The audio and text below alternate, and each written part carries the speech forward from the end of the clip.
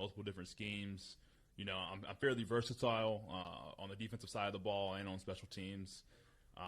If they want me to come off on third down, you know, and rush the passer, that's what I'll do. If they want me to play first, second down, and that's what I'll do, man.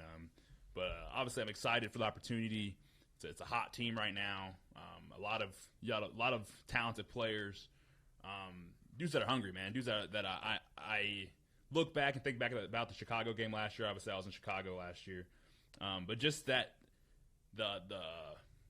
you can feel the energy that the guys play with. You can feel the hunger that they play with. That no quit mentality that they play with, and obviously that's contagious, man. You know, so any way I can be a part of that, I'll try to be a part of that for sure. And you've had a couple stops and starts because of injuries throughout your career. How has that affected you, and where do you feel you're at with your health at this point? And when healthy, what do you feel you can do? Hey, man, I feel like when I'm healthy, the world is mine. You know, and right now is probably the healthiest I've been since the season ended last year. You know, I feel really good. Body feels good. You know, for a 2-year span, you know, I was dealing with a couple of bumps and bruises and things like that. Had a couple of unfortunate things happen, a little bit out of my control. But other than that, my body feels great. I feel explosive, feel fast, man. You know, still feel like I can still dominate this game, man. So I'm excited about it. Nikki. Hi, Jacob. Nikki Jabala with the Washington Post.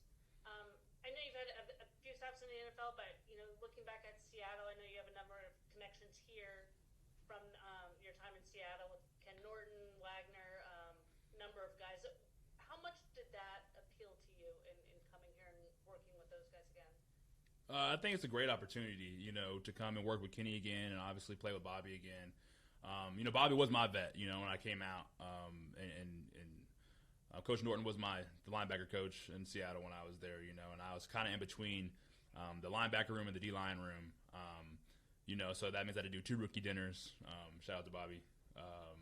But it was a great time, you know. Obviously that made this decision a lot easier, you know, that they're here. You know, so I'm excited to work with those guys again for sure. And do you expect that to be the case again here, where you'll probably be dipping in 2 different rooms, or will you stay with the D-line most of the time? I'm not really sure, man. I'm not really sure, to be honest with you, of what the plan is exactly, but hopefully I'm in the D-line room. So. Candy. Hi there, Candy Waller from Bowie TV. Welcome to DC. Welcome to the area.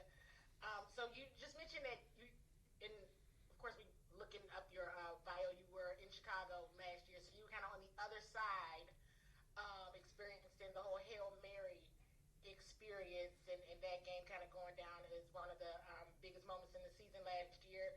So when you were just watching the team in that game specifically, what were some of the things you observed about this team? Well, for me, that game was important because that was my first game back last year. You know, coming off IR, so I was just excited to play in a hostile atmosphere. You know, to make it feel like I'm playing football again. You know, just like the overall like initial comeback or return to play, those feelings.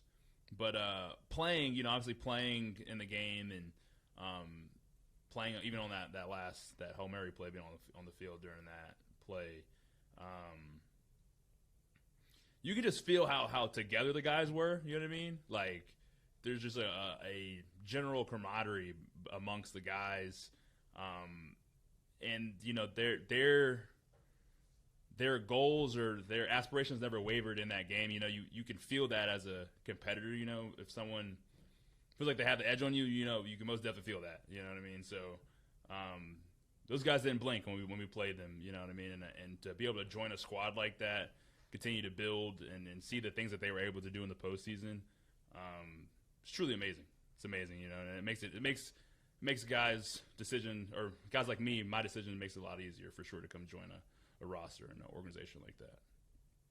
And how would you describe your overall game and approach to just game play and game study? For sure, student of the game. I've had to learn a lot of different jobs and roles over the years. So my versatility in learning football is, it's up there with some of the best. I've been on 7 different teams and made an impact on every team I've been on. So my abilities or in my opinion, are unlimited. So just out here trying to make the best of my opportunities for sure. Thank you, and welcome again. Thank you. Last one, Donna. Hi, Donna Hopkins, Pro Football Plus. Welcome here. When in signing with the Commanders, what were some of the most important factors for you coming to this organization? I would say the guys. I would say the mindset of the head coach and GM. And obviously, like as a D lineman, right? Or as a defensive player, you don't want to go to a team. And I'm not saying there's anything wrong with it, but you don't want to go to a team where there's an offense. It's like offensive minded, head coach or just organization. And when having DQ at the helm, one, not only is he a defensive guy, but he's a D line guy. You know what I mean? And D linemen like other D linemen. You know what I mean? So it made my decision super easy. You know what I mean? And then obviously the guys that I know or have worked with in the past, that were with DQ, whether at a stop in Atlanta or after that or down in Dallas, So that makes my decision super easy. You know what I mean? In terms of a D-line guy that understands D-line play, and everyone that he's touched, in terms of their D-line ability, they have gone, to the next level, So I'm excited to work with him. Been a fan of his for a long time, for sure. And you said that you felt that you could still dominate this game. What do you think your greatest strength is at this point of your career and moving ahead with this team right here? I would say how technically sound I've become over the years. I don't think I've lost a step, but one thing that has proven has improved significantly in my game is my technique, whether that be hand placement, eye progression, things like that. Just those little intangible things that are part of the game that have grown exponentially for me. Thanks, and welcome again. Thank you. Can I have one quick? Oh yeah, Nikki, one more. One quick follow, sorry. But you were mentioning, the improvement in your technique. Has that just come with reps, just being in different schemes, or is there something that you really did to really push that forward? I mean, I think something that I had to was kind of like forced into it. I didn't really have the ability to rely on scheme throughout my career because I've been in 7 different places, 6 different places.